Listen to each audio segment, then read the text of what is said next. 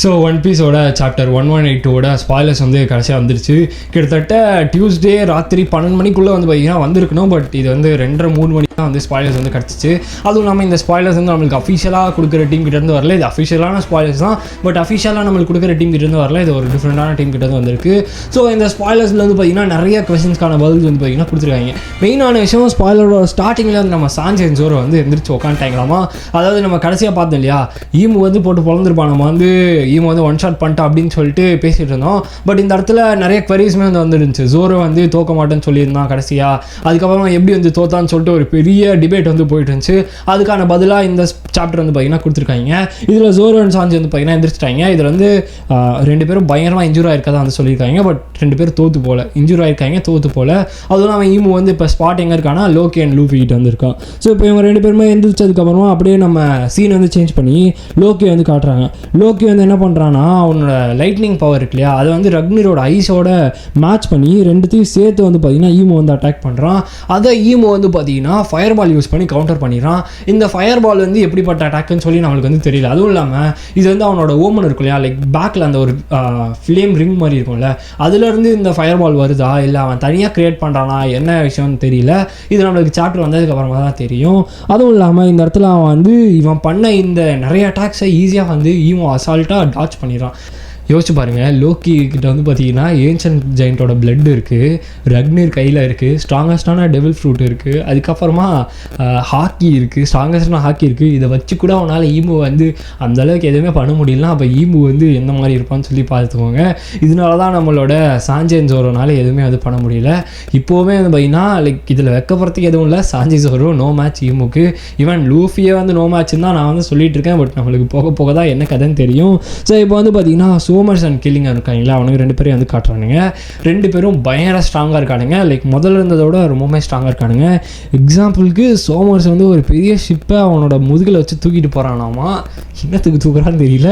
அப்புறம் முக்கியமான இவனுங்களோட விஷயம் என்னன்னு பார்த்தீங்கன்னா, இவனுங்களோட பிளான் இருக்கு இல்லையா, சில்ட்ரன்ஸை தூக்குற பிளான். அதாவது நம்ம ஸ்டார்டிங் சாப்டர்ஸில் வந்து பார்த்துருப்போம். ஸ்டார்டிங்னா இப்போ ரீசெண்டாக ஒரு 10-15 சாப்டருக்கு முன்னாடி வந்து பார்த்துருப்போம். சோமர்ஸ் அண்ட் ஈமோட பிளான் என்னென்னா சில்ட்ரன்ஸை வந்து கடத்துறது. ஸோ இந்த பிளான் வந்து கண்டினியூ பண்ணுறதுக்காக இவனுங்க வந்து அந்த ஷிப்பை வந்து தூக்கிட்டு போகிறானுங்களாமா.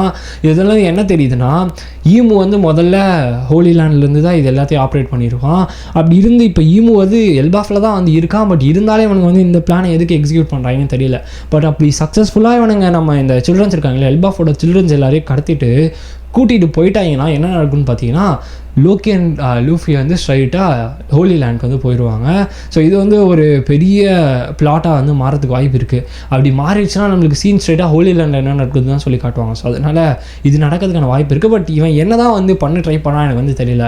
அப்படியே அந்த குழந்தைங்களை கடத்தணும்னு தெரியல. ஏன்னா இவனுங்க வந்து இப்போது முதல்ல ஈமோ வந்து அங்கேருந்து தான் வந்து பிளான் வந்து பண்ணிட்டு இருந்தான். பட் ஈமோ இங்கே இருக்கிறதுனால இப்போ இந்த பிளான் வந்து நடக்கணும் அவசியமே கிடையாது. பட் இவனுங்க ஏதோ பண்ணுறானுங்க.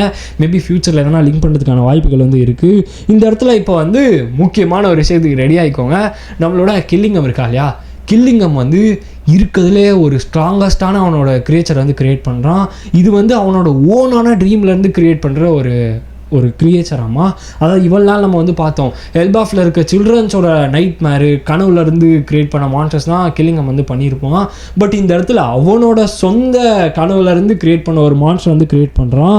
இதை பார்த்து கிட்டத்தட்ட இப்போ அவன் க்ரியேட் பண்ண இந்த மான்ஸ்டரை பார்த்து வேர்ல்டு கவர்மெண்ட் பயங்கரமாக பயந்தாங்களாமா. அந்த மான்ஸ்டரோட பேர் ஜாசா, ஏகேஏ ரெயின் காடஸ். இந்த இடத்துல இருந்து நிறைய தியரிஸ் வந்து வரதுக்கான வாய்ப்புகள் வந்து ஃப்யூச்சரில் இருக்குது. ஏன்னா ஆல்ரெடி நம்மளுக்கு நிறைய பிரச்சனைகள் வந்து போயிட்டு இருந்துச்சு. ஒருவேளை ட்ராகன் தான் ரெயின் காடாக இருப்பணும் அப்படின்னு சொல்லிட்டு. அதுவும் இல்லாமல் இப்போ வந்து புதுசாக ஒரு குரூப் வந்து கிளம்பியிருக்கு, லில்லி தான் வந்து ரெயின் காடஸ் அப்படின்னு சொல்லிட்டு. மேபி ஃப்யூச்சரில் என்ன நடக்கிறதுக்கான வாய்ப்புகள் வந்து இருக்குது. இப்போ வந்து பார்த்திங்கன்னா நம்மளோட ஜாசாவை தான் வந்து காட்டுறாங்க. ஜாசா ரொம்பவுமே பவர்ஃபுல்லாக இருக்கதான் வந்து சொல்கிறாங்க. ஜாசா வந்து என்ன பண்ணுறாங்கன்னு பார்த்தீங்கன்னா, அந்த வில்லேஜ் இருக்கு இல்லையா, எல்பாஃபோட அந்த வில்லேஜ் நம்ம பார்த்தோம் இல்லையா, அந்த வில்லேஜை ஃபுல்லாக வந்து ஃப்ளட் பண்ணிடுறதா வந்து சொல்கிறாங்க. அதாவது ஃபுல்லாக தண்ணினால மூழ்கி அடிச்சிடுறாங்க ஜாசா வந்து அடுத்த செகண்டு. ஸோ உங்களால் அவங்களோட பவரை பற்றி இமேஜின் பண்ண முடியுமா எனக்கு வந்து தெரியல. ஏன்னா அவங்க வேர்ல்டு கவர்மெண்ட்டே வந்து இவங்களை பார்த்து பயப்படுறாங்கன்னா அப்போ இவங்க எந்த அளவுக்கு ஸ்ட்ராங்காக இருப்பாங்கன்னு சொல்லி யோசிச்சு பாருங்கள். அதுவும் இல்லாமல் இவங்களோட ஜெண்டர் வந்து ஸ்பெசிஃபை பண்ணியிருக்காங்க, ஃபீமேல்னு சொல்லி. மேபி ஃப்யூச்சரில் சேஞ்ச் ஆகிறதுக்கு வாய்ப்பு இருக்குது. என்ன விஷயம் எனக்கு வந்து தெரியல. அதுக்கப்புறமா நம்மளோட ஜோரோ அண்ட் சாஞ்சி தான் வந்து காட்டுறாங்க. ஜோரோ அண்ட் சாஞ்சி வந்து கில்லிங்ஹாம் அண்ட் சோமஸ் இருக்காங்க இல்லையா, அவங்கள எதிர்த்து வந்து நிற்கிறாங்க. எனக்கு வந்து பர்ஃபெக்டான மேட்ச் வந்து பார்த்தீங்கன்னா ஜோரோக்கு கில்லிங்ஹாமும் சாஞ்சிக்கு சோமஸ் இருப்பாங்க. ஸோ மேபி நம்மளுக்கு அடுத்த சாப்டரில் இவங்களோட ஃபைட்டை வந்து பார்க்க முடியும்.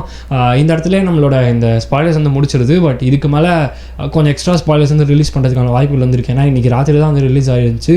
ஸோ அப்படி எக்ஸ்ட்ரா ஸ்பாய்லர்ஸ் வந்துச்சுன்னா வீடியோ போடணுன்னா வந்து தாராளமாக வந்து சொல்லுங்கள். நான் கண்டிப்பாக அதையுமே கவர் பண்ணி ஒரு வீடியோ வந்து க்ரியேட் பண்ணுறேன். அப்புறம் முக்கியமான விஷயம் வந்து பார்த்தீங்கன்னா இந்த இடத்துல நம்மளுக்கு மெயினான லீட், அதாவது நம்ம இந்த இடத்துல சாப்டர் வந்து தூக்கி வச்சுருவோம். இப்போ நம்ம இந்த ஜாஸாவை பற்றி பேச ஆரம்பிப்போம்.